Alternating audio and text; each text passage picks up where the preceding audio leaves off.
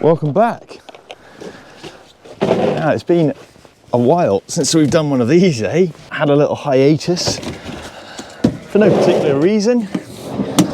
Just to give myself a little break, really. And I felt like it was getting a bit formulaic and a bit boring to make them. And if it's boring for me to make these vlogs, it's probably quite boring for you to watch them. So just took a bit of time off, came up with some new ideas, and here we are. And so the first vet vlog this year, we are just sort of in the middle of some people's lambings, at the start of other people's, and we're doing some metabolic bloods.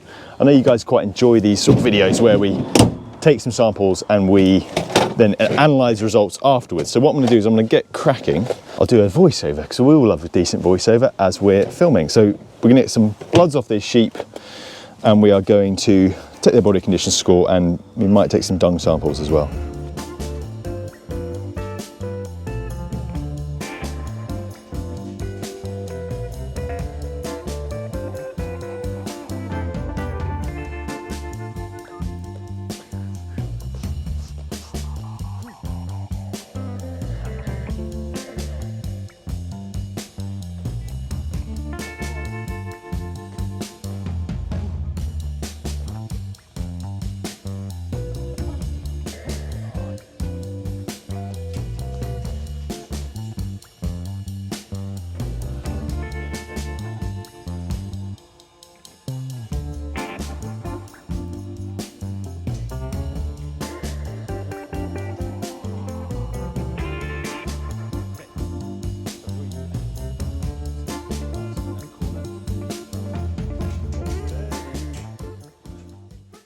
Right, so in sheep we tend to get the blood from the jugular vein, so it's one that runs down there in a little jugular groove, and it'll run just down here, like down her neck here.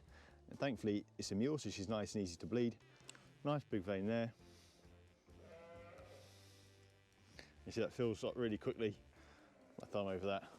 And that's it, and obviously there's a small amount of discomfort for her there, but the information Ollie will be able to get from that will really, it's amazing what you can use with that and how many lives that will save. And in terms of lambs being lost to watery mouth, joint ill, ewes with mastitis and all that sort of jazz.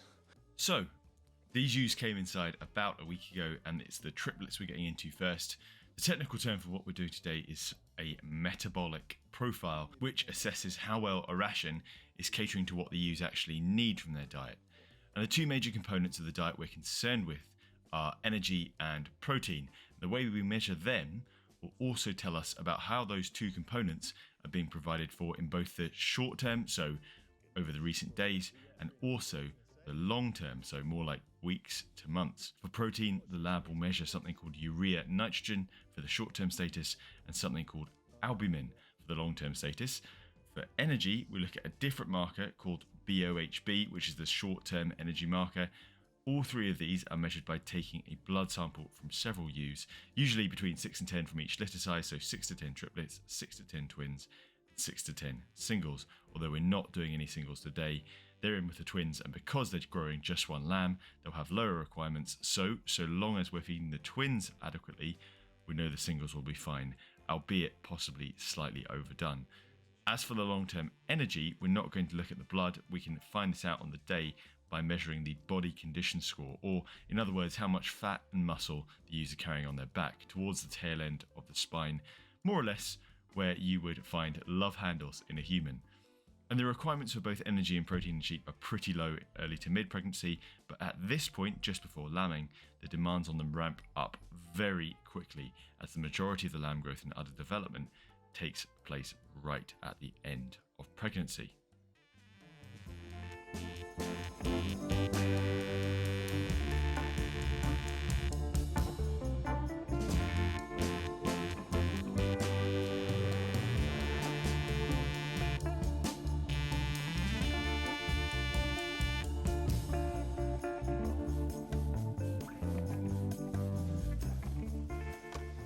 Cool, so that's the triplets done. I'll grab a hay sample while I'm in here as well.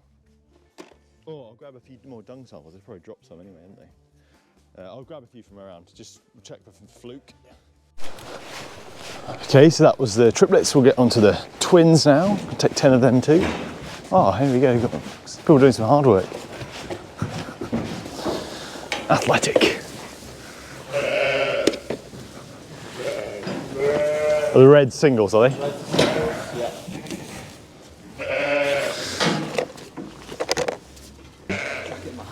I thought you might be.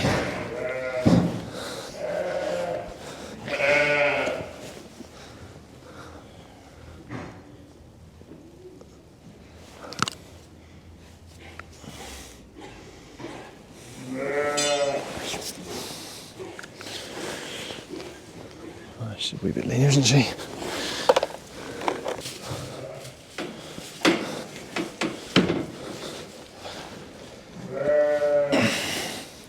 So my advice for like young vets or vet students wanting to do a bit more, get better at bleeding sheep, as someone who definitely had a learning curve, and now I'm showing how to learn and I can't find it, there we go, is go out with a colleague and do loads. It's like do a big MV blood test or something, or a big metabolic sample, and go out with a colleague and just get plenty of practice. It's just numbers. Right, thanks all. So what they're being fed, what the twins being fed on? So they're on a forage mix of grass silage and chopped wheat straw. Okay. So they're getting about 12.5% chopped straw in the ration. Yeah. By weight, silage. by Yeah. fresh weight. By fresh weight. Yeah. And then U-ball 90%, 19% rules. Got you. So we'll find out if that's doing the job, I think, Yeah. with these. Of course you can go.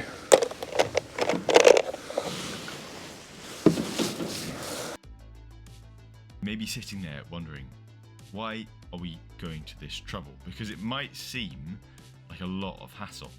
Trawler sheep have been doing this for forever, looking after themselves since they evolved in the prehistoric Asia Minor. Aren't we just complicating things and making mountains out of molehills? So the answer is sort of. We ask a lot more of sheep than their wild cousins. We ask them to look after themselves, to birth decent sized lambs, ideally 2 a year, then produce enough milk not only to keep them alive, but to help them grow quickly, all while setting herself up to do it again next year. And the best diet for sheep to eat to enable them to do this is spring grass. You really cannot get away from that. Spring grass is the best feed in terms of balance, in terms of energy and protein for lambing sheep. But because we lamb them a little earlier, say in a colder, wetter climate than what perhaps they were designed or the environment they were evolved in, we bring them indoors away from that lovely grass. Sometimes it's to protect them from predators, sometimes it's to protect them from the weather, sometimes to assist difficult birds. And by bringing them inside, we take them away from that grass. If we don't feed them right, that leads to a whole cascade of negatives. Ewes not having enough colostrum, lambs with poor vigour that don't get up and suck, high risk of joint ill, scours, watery mouth, navel ill in those lambs, plus high risk of mastitis and twin lamb disease in the ewe. The list just goes on. So when it comes to feeding indoor lambing ewes, there is a lot riding on getting it right. And this is a case of checking our homework. It's a sort of prudent, good value check which represents a really positive investment. More lambs which are easier to keep alive and go on to thrive, plus ewes which are set up well for rearing their lambs over the summer. And in my humble opinion, in an indoor lambing system, it should be a normal part of the annual routine, not just in years when lamb is worth £8 a kilo. Get some dung samples as well, and we're going to do a pooled fluke egg count, because I don't think these will have been treated for liver fluke, will they, Ollie? No. Because it's generally, it's generally, like, it's not a fluky farm, as it's not considered to be, but it's been such a wet, horrible year that anything goes really. And I think it's been one of the reasons, like with the range of conditions, in the past maybe you would have fed these sheep, but it's just been so wet underfoot you can't feed them. It's physically impossible to get access to the fuel. Yeah, exactly. There's that sort of silage and sort of straw mix Ollie was talking about, and like he says, they'll be getting the ewe rolls on top of that twice a day, isn't it? Yeah, Yeah. twice a day. Yeah, once a day for the forage and twice a day for Yeah. So the easiest way with all this dietary stuff, I think, is just always to ask the animal if it's suiting them, and that's what the blood tests are for, because you can do all sorts of models and predictions and they're still really useful, but sometimes you just need to see what's actually, how is the animal actually coping with it. So dung samples. So just for good measure, I'm going to get a hay sample. Well, I've got that one because that's what the triplets are getting, and we're going to get a grass silage sample of what the twins and singles are being fed. So I'm going to go and collect that now. That'll be sent to the lab. We use Scientech. There's lots of others available. What we can do now, though, is we can flip forward to probably next week, I'd like to think, and we'll have some results, and we'll have a look at those, do a grand reveal in just a second. And just like that, the results are in. We'll go through them blow by blow, but first let's address the elephant in the room. I've got some new sound recording equipment, and I'm a little bit embarrassed, partly because of how I look with the headphones on, but also it looks a little bit, and sounds a little bit, like I'm trying to make a different type of video. So if I smirk while I've got these headphones on, please forgive me. Alamycin. Woo! Okay, let's have a look at first the forage analysis, because that's most interesting. And apologies if they look a bit awkward, because I'm just having to crop off Ollie's personal details. So he's a good-looking boy, but he is taken. Okay, so I can't have you guys finding out where he lives and tracking him down. So this is the grass silage. If you remember, the twins were getting that in a mix with straw. It's mostly silage, to be fair. And we'll look at the key things. So again, I'm not a full-blown nutritionist, anything, but I'm just a simple veterinary practitioner. What I tend to look at as a starter is the ME, so that's the metabolizable energy, and here that is 10.3, so not bad, especially compared to some of the silages we see for beef and sheep.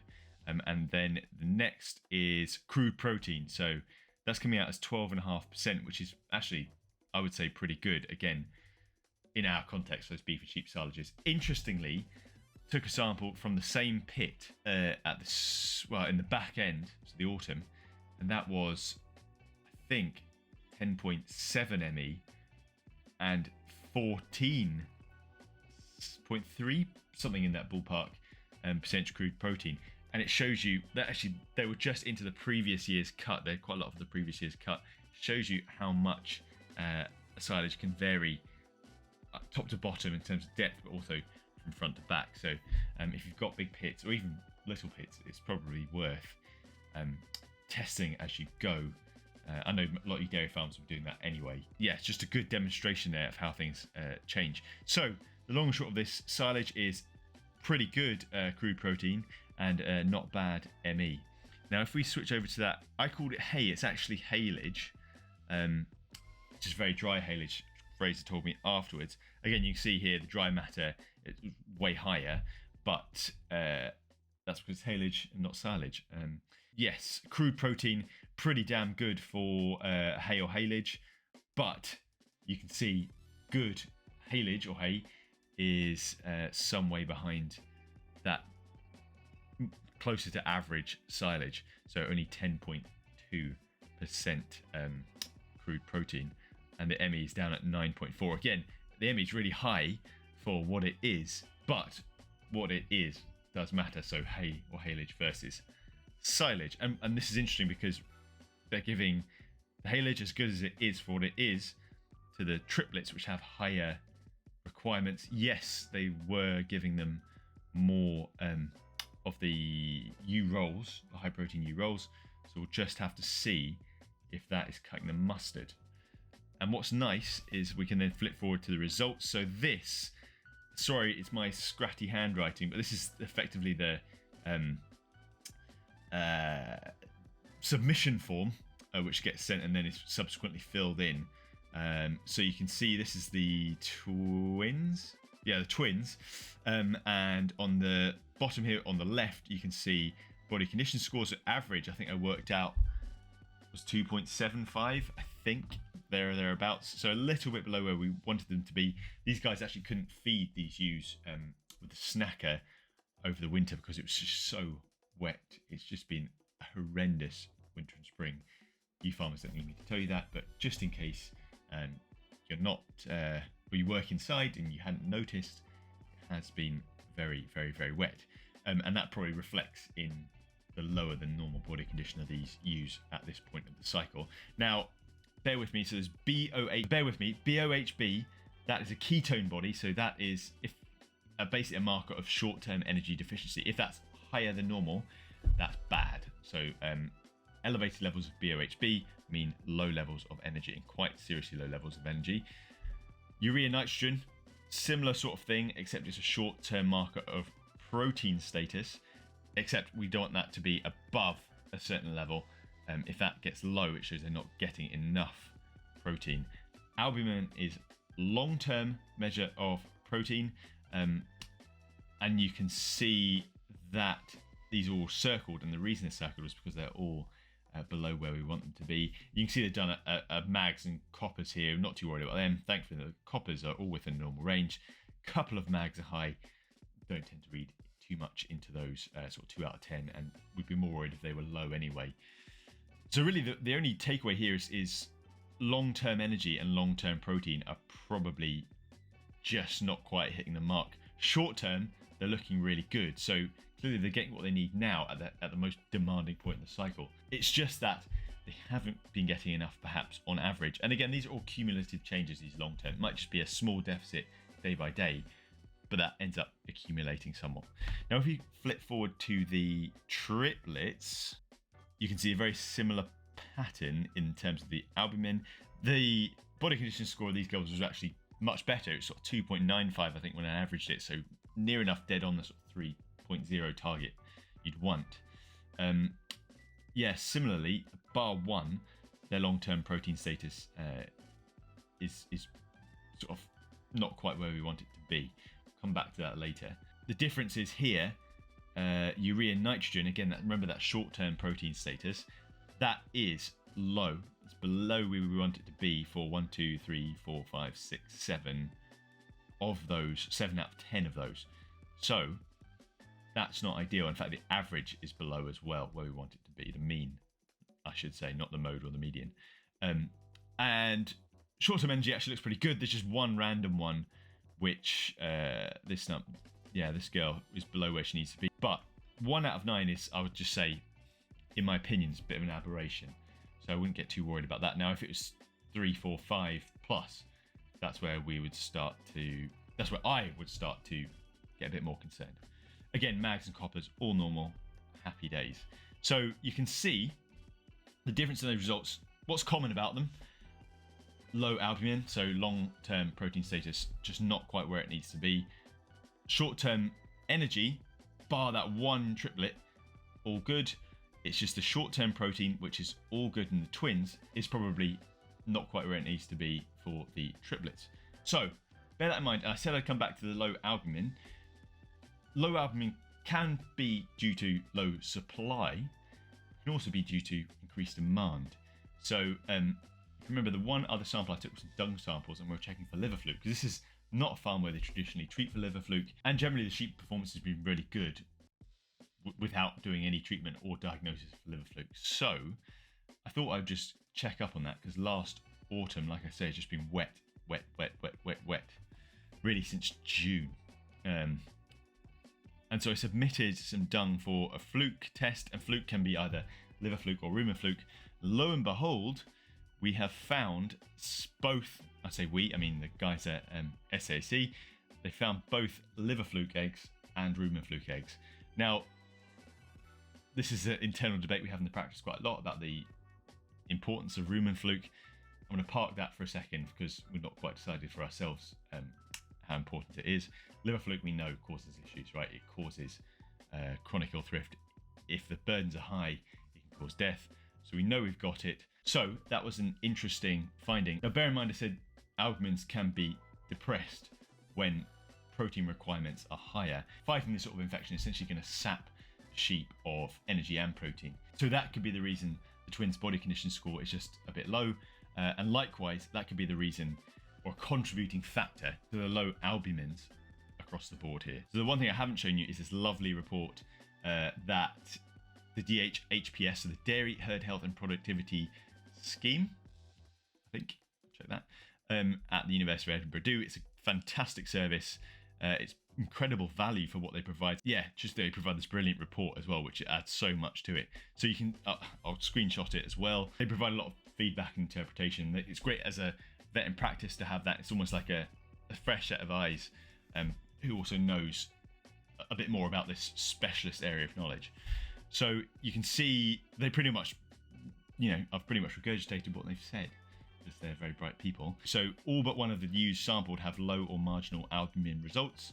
These low albumin results could reflect poor long-term protein status, or probably could be an and/or a chronic underlying disease problem such as liver fluke and/or PGE, PGE being parasitic gastroenteritis.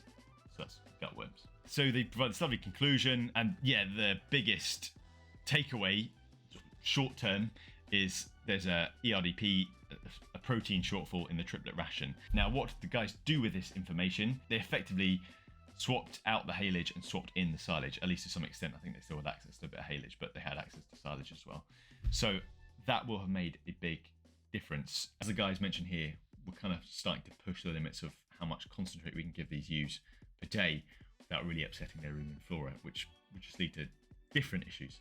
Replacing that haylage with a higher protein forage is exactly what they recommended and exactly what these guys ended up doing.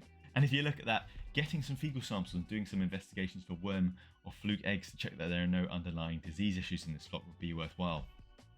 Already did it, mate. It's nice when someone agrees with you professionally. Hopefully that was useful. I know not all of you will be so interested in these more technical type videos. I love explaining these things to you guys. It helps me get a better understanding of what I'm doing. So let me know if you liked it. Let me know if you didn't like it in the comments. I hope lambing hasn't been too horrendous. I know it will have been too horrendous. So many of you, if you are struggling, it seems in Northumberland like the weather's turning just now. But I know for a lot of you, it will have been a traumatic time. And I mean that seriously. I'm not trying to be hyperbolic. So I'm going to put some numbers of some people you can phone if you want to have a confidential chat in the video description. I'm sure you would have heard them before, the usual suspects: RABI, RSABI, FCN. But what's the harm in putting them below if you need them? Right, that's definitely it. I've had fun doing this video. Click subscribe if you haven't already and you want to see some more. It makes a massive difference. See you next time.